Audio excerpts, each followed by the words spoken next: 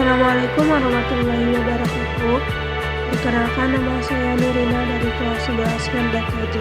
Di sini saya akan mempresentasikan tentang teropong. Topik pertama ada pengertian teropong. Teropong atau teleskop adalah alat optik yang digunakan untuk mengamati objek langit yang jauh, sehingga dapat diamati dengan lebih jelas dibandingkan dengan mata telanjang. Materi selanjutnya tentang sejarah teropong. Teropong atau teleskop berkembang pesat di Eropa sejak abad ke-17. Penemuan teleskop pertama kali oleh Hans Lippershey di Belanda pada tahun 1608 memicu perkembangan pesat alat ini di Eropa.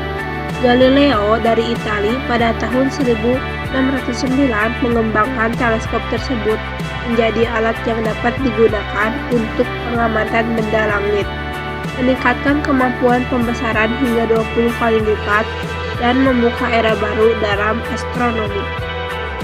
Ketiga, ada fungsi teropong. Fungsi teropong adalah untuk melihat objek jarak jauh dengan lebih jelas. Teropong bekerja dengan memfokuskan cahaya yang masuk sehingga objek yang jauh tampak lebih dekat dan detail. Teropong juga membantu dalam pengamatan astronomi, yaitu untuk mengamati objek di luar angkasa yang jaraknya sangat jauh. Selanjutnya, bagian-bagian teropong. Yang pertama ada lensa objektif. Lensa ini merupakan lensa cembung yang terletak di bagian depan teropong. Fungsinya adalah untuk mengumpulkan dan memfokuskan cahaya dari objek yang diamati. Yang kedua, lensa okuler. Lensa ini juga merupakan lensa cembung yang terletak dekat dengan mata pengamat. Fungsinya adalah untuk memperbesar bayangan yang dibentuk oleh lensa objektif. Yang ketiga, tabung teleskop. Tabung ini berfungsi sebagai tempat menampung lensa objektif dan lensa okuler. Selain itu, tabung teleskop juga dapat digunakan untuk mengatur fokus gambar yang dihasilkan. Yang keempat ada kaki atau tripod.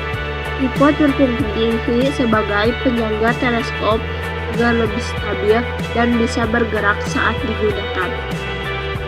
Yang kelima ada mounting.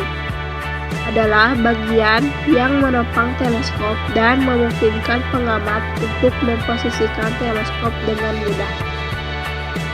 Materi terakhir ada jenis-jenis teropong. Yang pertama ada teropong Galileo. Teropong Galileo adalah jenis teropong yang memanfaatkan dua lensa cembung sebagai lensa objektif dan lensa cekung sebagai lensa okuler, untuk menghasilkan bayangan yang tegak dan diperbesar. Yang kedua ada teropong bintang.